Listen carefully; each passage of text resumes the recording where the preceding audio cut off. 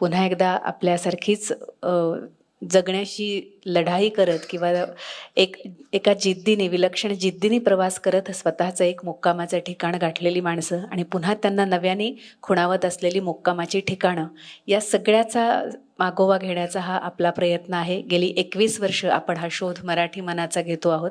त्यातलं आजच्या दिवसाचं हे पहिलं सत्र. या सत्रातले सर्व मान्यवर आणि त्यांचे संवादक यांना मी व्यासपीठावरती निमंत्रित करते. माननीय डॉक्टर अनिल वळसंकर, आपण कृपया व्यासपीठावरती यावं. माननीय श्री किशोर गोरे सर, आपण कृपया व्यासपीठावरती या. माननीय श्री शशिकांत पानट सर, मी आपणाला व्यासपीठावरती निमंत्रित करते. माननीय श्री अनिल नांदेडकर सर आणि माननीय डॉक्टर नितीन उपाध्याय, आपण सर्व मान्यवरांनी कृपया व्यासपीठावरती येऊन आसनस्थ व्हावं. आणि या सर्व मान्यवरांशी संवाद साधतील डॉक्टर विनय मडगावकर आणि श्री विजय चोरमारे. संवादक आणि सर्व मान्यवर यांना व्यासपीठावरती मी निमंत्रित करते. एकदा त्यांचं टाळ्या वाजवून आपण स्वागत करूया आणि सत्र संपल्यानंतर त्यांचा आपल्या दोनही संयोजन संस्थांच्या वतीने यथोचित सन्मान करूया. डॉक्टर विनय मडगावकर आणि श्री विजय चोरमारे हे या सर्वांशी संवाद साधतील. डॉक्टर अनिल वळसंकर, श्री किशोर गोरे, श्री शशिकांत पानट, श्री अनिल नांदेडकर आणि डॉक्टर नितीन उपाध्याय. संवादाची सूत्र मी डॉक्टर विनय मडगावकर आणि विजय चोरमारे यांच्याकडे सुपूर्द करते. धन्यवाद. जागतिक मराठी अकादमीने गोवा राज्य आयोजन समितीच्या वतीनं आयोजित केलेल्या शोध मराठी मनाचा या 21व्या संमेलनातल्या 3ऱ्या दिवसातलं आजचं पहिलं सत्र आपण सुरू करतोय. या पहिल्या सत्रात आपल्याशी संवाद साधणार आहेत डॉक्टर अनिल वळसंकर. वळसंकर सर हे मूळचे गोव्याचेच आहेत, शास्त्रज्ञ आहेत ते. किशोर गोरे साहेब आहेत आणि शशिकांत पानट साहेब आहेत, हे दोघंही अमेरिकेत असतात. अनिल नांदेडकर आणि नितीन उपाध्याय हे दोघं दुबईमध्ये असतात. अर्थात कुठल्या देशात असतात ही माणसं याला काही फार महत्त्व नाही. ते ऑस्ट्रेलियात असू शकतात, न्यूझीलंडमध्ये असू शकतात किंवा भारतात असू शकतात. म्हणजे कुठेही असली तरी ती असतात भारतातच मूळ, हे त्यांचं हे महत्त्वाचं आहे. आणि या सगळ्यांच्या मधलं आता वळसंकर सर इथले गोव्याचे आहेत, पण बाकी ही 4 माणसं परदेशात राहतात.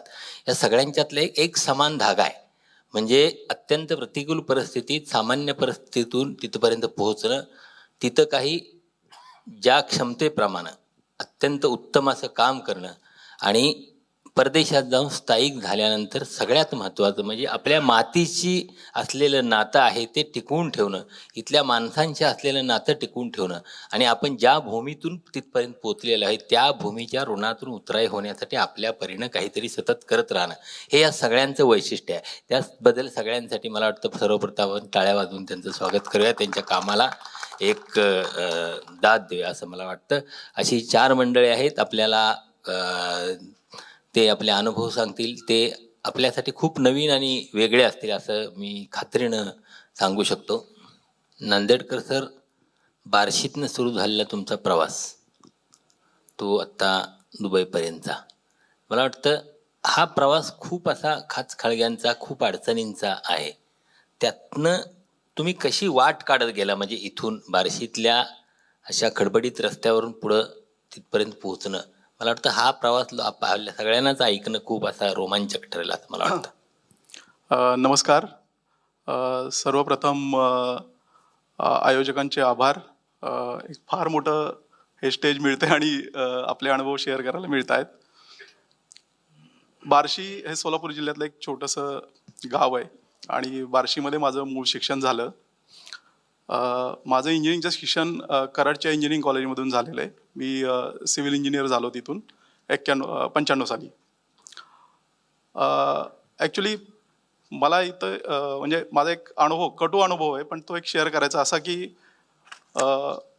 इंजिनिअरिंगच्या पहिल्याच वर्षीच्या पहिल्या पेपरच्या आदल्या दिवशी माझ्या वडिलांचं निधन झालं.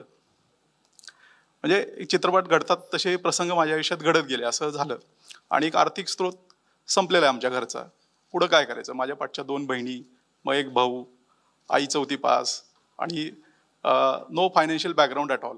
शिक्षण बंद करायचं अशा हेतून मग माझं कराडचं सगळं जे काही बाळविस्तारा होता तो घेऊन मी बार्शीला परत गेलो होतो. पण मग मला इथं हात दिला सोलापूरचे श्रीराम पुजारी सर. त्यांना ही बातमी पेपरमधून कळाली कुठून तरी की असा एक विद्यार्थी आणि तो शिक्षण सोडतोय. तर त्यांनी मग मला निरोप पाठवला आणि सोलापूरला बोलून घेतलं आणि त्यांनी मला मग धीर दिला की तू सोडू नको शिक्षण, तू कम्प्लीट कर. तर त्यांनी माझं पालकत्व स्वीकारलं आणि मी माझं इंजिनिअरिंग कम्प्लीट केलं. आणि मग हे करताना ते ॲक्च्युली श्रीराम पुजारी प्रतिष्ठान सोलापूरमध्ये त्यांच्या विद्यार्थ्यांनी स्थापन केलेले आणि त्याच्यामार्फत ते खूप विद्यार्थ्यांना मदत करतात. ती मदत एक लिमिटेडच असते, ते अनलिमिटेड पैसा काय असं आपण घरच्यांना मागतो तसं मिळू शकत नाही. त्याच्यामुळे ते मला खूप आव्हानात्मक होतं की लिमिटेड पैशामध्ये इंजिनिअरिंग कम्प्लीट करणं आणि हे ते सगळं. तर मग मला जी सुट्टी मिळायची, मी त्या सुट्टींमध्ये पण पार्ट टाईम काम करायचो. मी घरी जात नव्हतो सुट्टीमध्ये, कराडमध्ये किंवा साताऱ्यामध्ये थांबून मी काही कामं करून त्यातून जे काही पैसे मिळतील असं थोडंसं मी स्ट्रगल करत माझं इंजिनिअरिंग कम्प्लीट केलं. मग 96 साली मी पुण्याच्या COIP मधून माझं पोस्ट ग्रॅज्युएशन कम्प्लीट केलं. तर मला म्हणजे हा याच्याशी रिलेटेड पहिल्या प्रश्नाशी रिलेटेड अजून एक घटना अशी होती की 93 साली किल्लारीमध्ये एक मोठा भूकंप झालेला होता आणि सिव्हिल इंजिनिअरिंगचा हा विषय असल्यामुळं थोडीशी मला त्याच्याबद्दल उत्सुकता होती की भूकंपात टिकणारी घरं की जी साधारण लोक बांधू शकतील याच्यावर आपल्याला काही करता येईल का. त्यावेळी मी फायनल इयरला होतो 93च्या मला वाटतं गणपती उत्सवाच्या वेळात ही घटना घडलेली होती आणि नोव्हेंबर-डिसेंबरमध्ये एक नॅशनल लेवलला एक सेमिनार होणार होता चेन्नईमध्ये. तर त्यांनी याच्यावर प्रबंध मागवलेले होते भारतभरातून. तर मी हा टॉपिक चूज केला, भूकंपात टिकणारी घरं की जी अफोर्डेबल असतील लोकांना आणि जे साहित्य वापरून लोक घरं बांधतात त्याच्यामध्ये थोडेसे इम्प्रूव्हमेंट करून एक जर भूकंप आला तर त्याच्यामध्ये पूर्ण घर कोसळणार नाही आणि जीवितहानी होणार नाही या दृष्टीनं काय करता येईल ह्या सुधारणा त्याच्यामध्ये आम्ही सुचवलेल्या होत्या.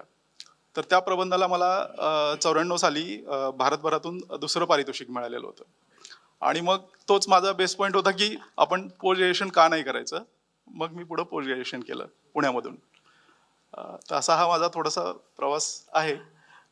धन्यवाद सर. गोमंतकाचं वर्णन करत असताना यशस्वी होऊ शकतो, तसाच तंत्रज्ञानाच्या क्षेत्रातील उत्तम प्रकारे यशवंत होऊ शकतो. पुढचा प्रश्न आहे अनिलजी नांदेडकर सरांना. सर, दुबई विमानतळाचा इंधन प्रकल्प हा जगातील सर्वात मोठा प्रकल्प आहे. अशा वेळी तंतोतंत नियोजन अत्यंत महत्वाचं असतं.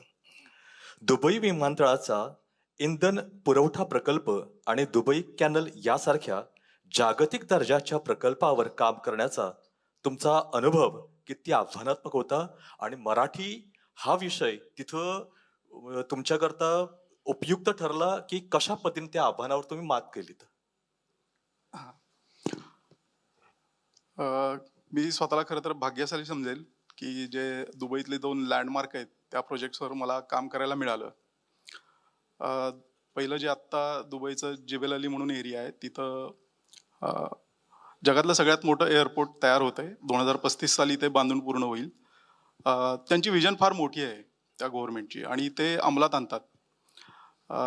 2007 साली ॲक्च्युली हा प्रकल्प सुरू झालेला आहे आणि मी त्यावेळी ब्रिटिश कंपनी आहे वूड नावाची, त्या कंपनीमध्ये मी जस्ट जॉईन झालेलो होतो 2007 साली आणि आम्हाला तो प्रोजेक्ट मिळालेला होता की या विमानतळाला लागणारं जे इंधन पुरवठा प्रकल्प आहे जो स्टोरेज आणि सप्लाय त्याचं काम होतं.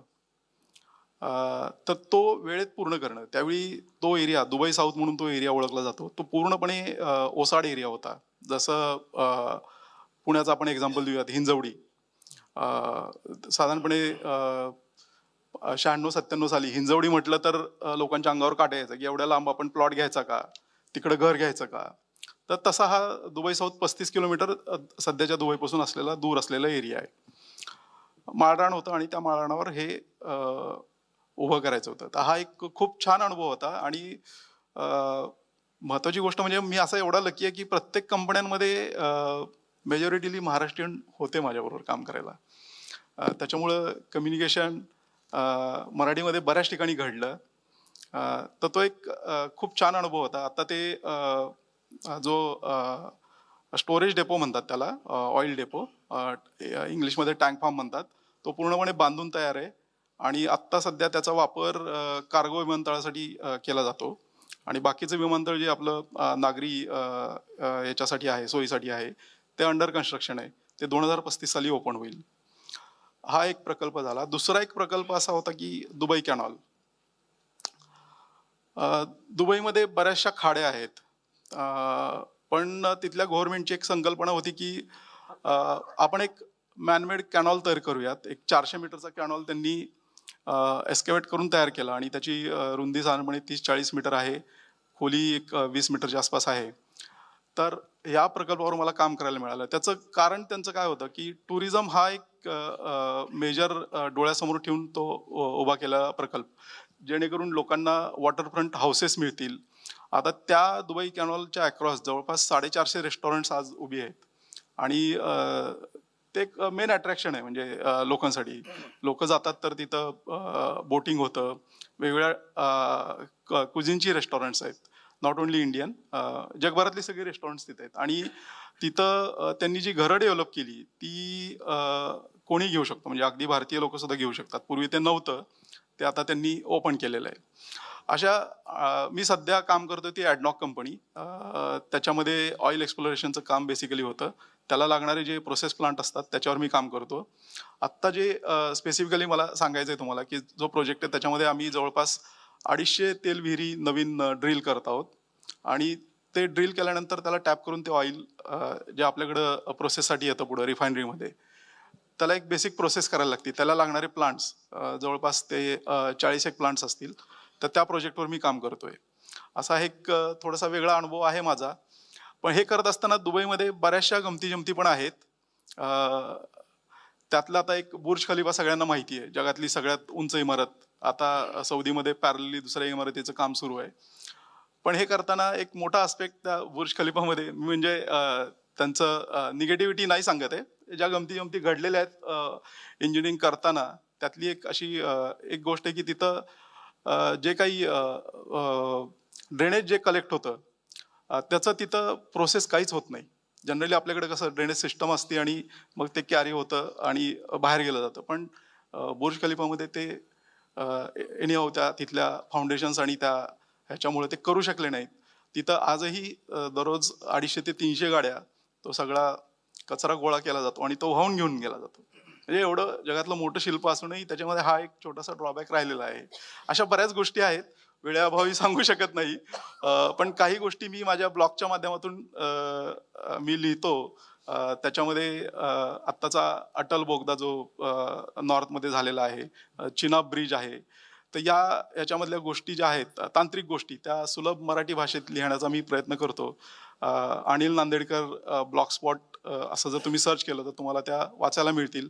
बाकीच्याही गोष्टी आहेत त्याही तुम्हाला तिथं मिळतील. वेळेअभावी सांगू शकत नाही इथं. Once again thank you.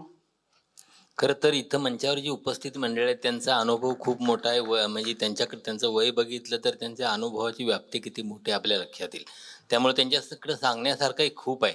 पण आपल्याला या कार्यक्रमाच्या म्हणून काही मर्यादा आहेत, त्यामुळं आपल्याला इथं थांबावं लागतंय. कारण पुढच्या चर्चासत्राचे लोक इथं विंगेतून उभे राहिलेले आहेत, त्यांच्यासाठी आपण हा मंच रिकामा करायचा आहे. त्यासाठी इथंच या चर्चासत्रात सहभागी झालेल्या सर्व मान्यवरांचं मी आभार मानतो. आणि तुम्हीही इतक्या सकाळी लवकर येऊन या सत्राला गर्दी केली त्याबद्दल तुम्हा सर्व श्रोत्यांचं आभार मानतो आणि थांबतो. धन्यवाद.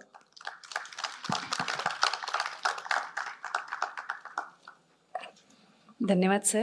सर्वच मान्यवरांचे आणि संवादकांचे आभार मानते. आणि विजय जोरमारे सर म्हणाले ते खरं आहे, या सगळ्यांकडनं ऐकण्यासारखं आणि अनुभवण्यासारखं खूप काही असतं. वेळेच्या अभावी आपण थांबलो आहोत, पण त्यांना निरोप देण्यापूर्वी त्यांचा सन्मान करूया आणि मग पुढच्या चर्चासत्रातील वक्त्यांना व्यासपीठावर निमंत्रित करूया. या सर्व मान्यवरांचा सन्मान करण्यासाठी आपली जी गोव्याची समिती गठीत झालेली आहे त्याचे रमेश वंसकर सर तुम्हाला मी व्यासपीठावर निमंत्रित करते, समिती उपाध्यक्ष या नात्याने. निलेश नाईक तुम्ही पण व्यासपीठावरती या सर्व मान्यवरांचा सन्मान करण्यासाठी. आपण जे सगळे व्हिडिओचं काम बघतो आहोत ते सगळे निलेश नाईक यांच्या रेफरन्सने बघतो आहोत आणि कार्यकारिणी सदस्य आहेत ते समितीचे. डॉक्टर अनिल वळसंकर यांचा आपण सन्मान करूया. मी रमेश वंसकर सर समिती उपाध्यक्ष या नात्याने तुम्हाला विनंती करते आपण हा सन्मान करावा. डॉक्टर अनिल वळसंकर, श्री किशोर गोरे,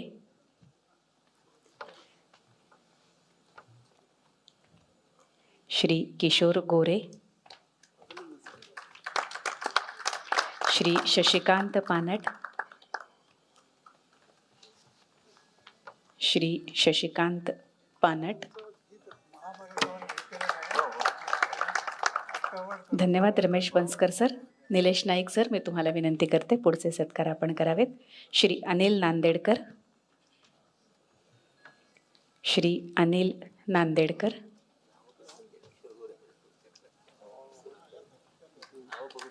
डॉक्टर नितीन उपाध्याय,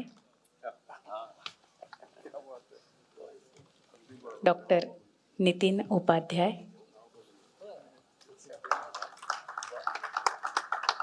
आणि संवादक डॉक्टर विनय मडगावकर.